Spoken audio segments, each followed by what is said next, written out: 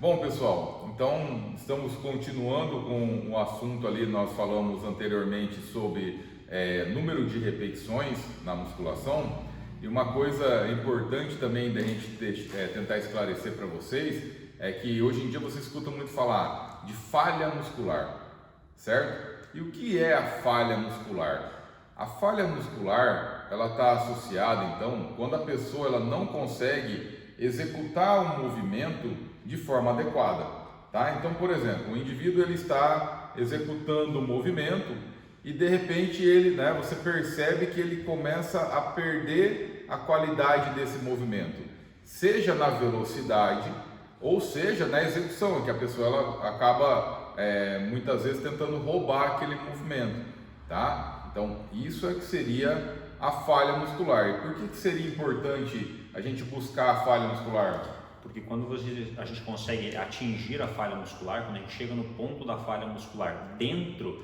daquela faixa a qual a gente escolheu de repetições, a gente chegou no limite do nosso músculo.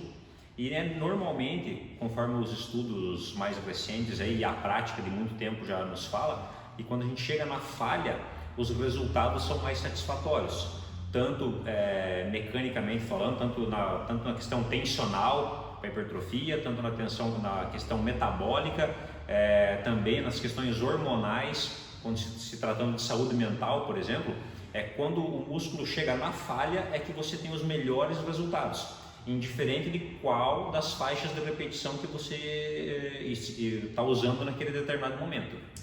Principalmente para você que treina sozinho, claro, existem alguns exercícios que é muito perigoso você tentar chegar na falha sem ter alguém que dando auxílio, tá? Então, por exemplo, se você desce no agachamento achando que vai conseguir e não sobe mais, isso é um problema.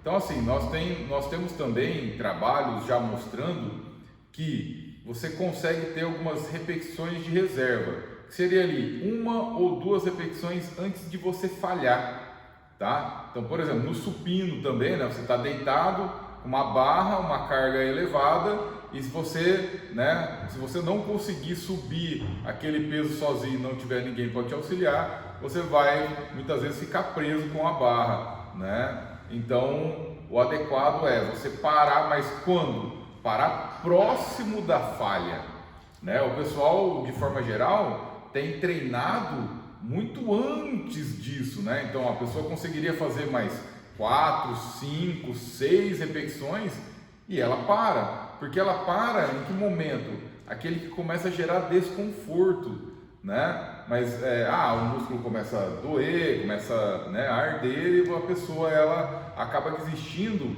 muito antes da falha, né? Então o ideal, qual que seria ali, Roberto? Então, por exemplo, se nós usarmos aquela faixa de treino que a gente sempre exemplificou no vídeo anterior, de 6 a 12 repetições, a falha seria você chegar na repetição número 12, você não conseguiu fazer a repetição número 13, mas se você chegar na repetição no 10, na repetição 11, você já vai ter resultados muito satisfatórios, com segurança. Você não vai correr o risco, por exemplo, no supino, que o Fernando falou, de ficar preso embaixo da barra. Então, fazer 10, 11 repetições nessa faixa de 12, por exemplo, está excelente, você já vai ter um bom desempenho para aquela série.